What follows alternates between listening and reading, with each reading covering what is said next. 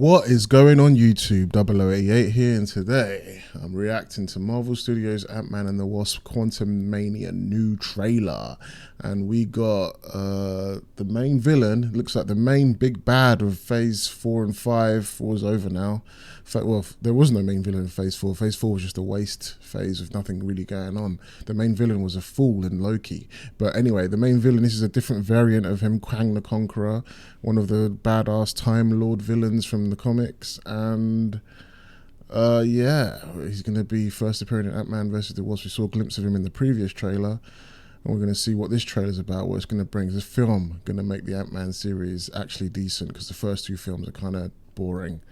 They're not terrible, but they're not great either. They're just there. Anyway, let's check out this trailer. Ikazor.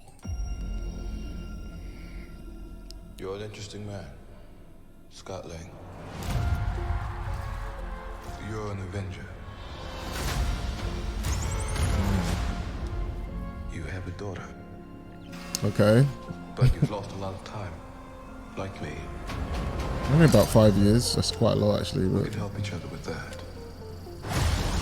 it's mad that they recasted Cassie from Endgame. Who are you? I'm the man who can give you the one thing you want. What's that? Time. I like how he looks like him when he's got the mask on, the blue face. But is he related to Reed Richards? Existence and shatter timelines. You cannot trust him. I don't care who this guy is. I just lost so much. He can give us a second chance. Oh, interesting.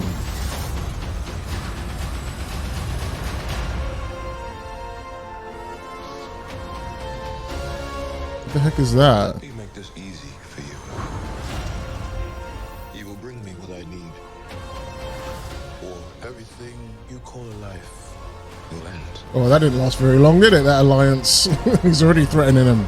We all know heroes don't take nicely to threats like that. This is all my fault. Not even Scott Lang. Oh shit, that's wild. You may not want her to watch Isn't this. that Wonder's power? A deal.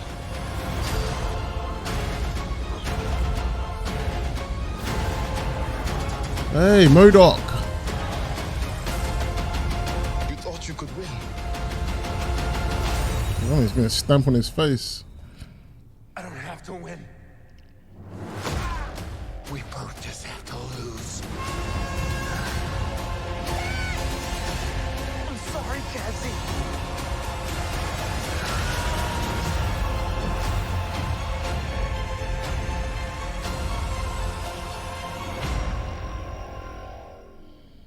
Okay, not bad. That looks somewhat interesting. I kind of like it. It's all right.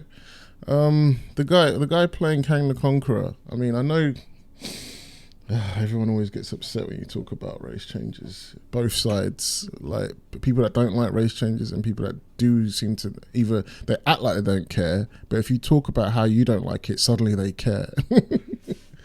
But then they act like they don't care about race changes. They're just going the opposite way. Anyway, like the guy playing Kang the Conqueror, I don't know if he's playing Nathaniel Richards' version of Kang the Conqueror.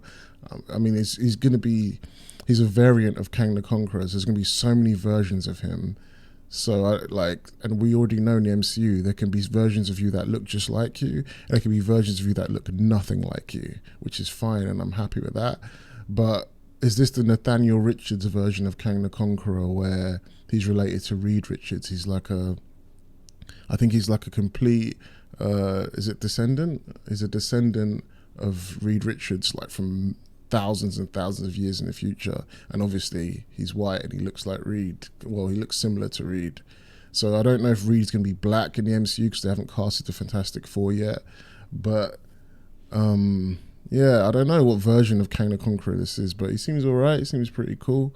I like that he looks more like him when he has the mask on. The storyline looks interesting. It's like Scott actually wants to make a deal with him, but obviously that's going to go to shit. Spoiler alert. It looks like MODOK is in this, which is really interesting. Isn't he part of AIM, I believe? So I don't know if AIM is going to be involved in this somehow. Yeah. Scott Lang wants his time back, those 5 years he lost watching Cassie grow up.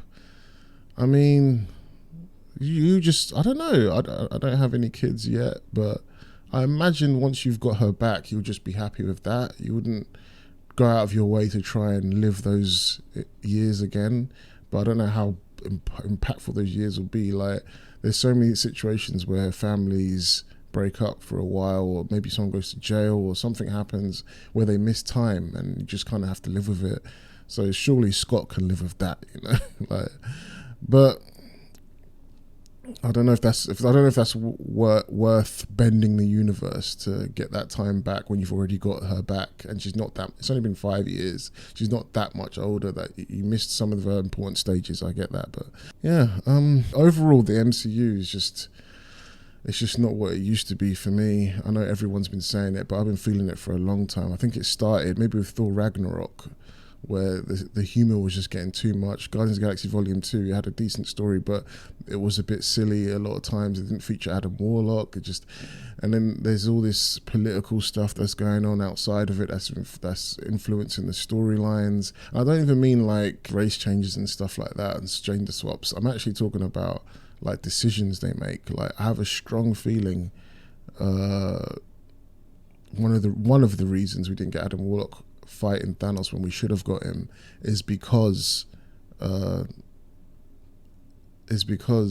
they wanted to get Captain Marvel out as fast as possible. She didn't need to be in Infinity War, or she wasn't in Infinity War, she didn't need to be in Endgame, but they wanted to get Marvel just desperate to get their female hero out just because DC got Wonder Woman out and it did well, you know. There's all these political, there's too much business and political stuff that influence the creativity and storytelling, and that's when it makes, and when you can see it, when you've been through it like me, when you're up my age and you've seen this shit, like you've seen how the passion and the creativity and the storytelling is taking a back seat to the politics, the business, and just trying to make as much money as possible.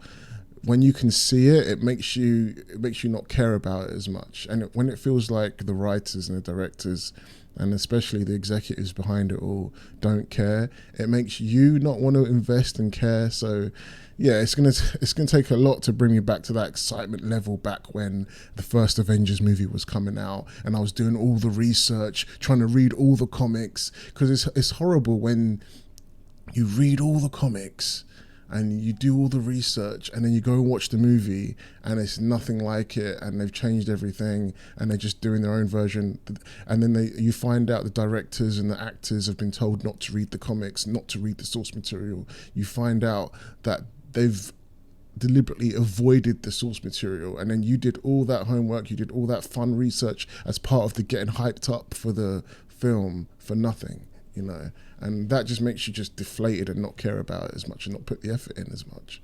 But anyway, I think I just did 2 videos in one there for Ant-Man reaction, but I'm just explaining why I may not seem as enthusiastic for every MCU trailer like I used to be. The MCU just ain't the same as it used to be anymore.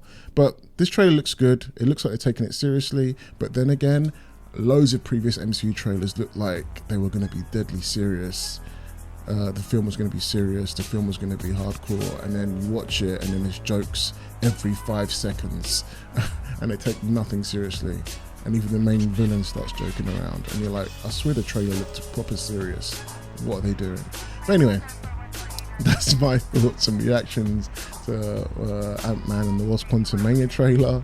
Let me know what you guys think in the comments below. If you liked the reaction, please give me a like, please subscribe, and I'll see you again. Peace.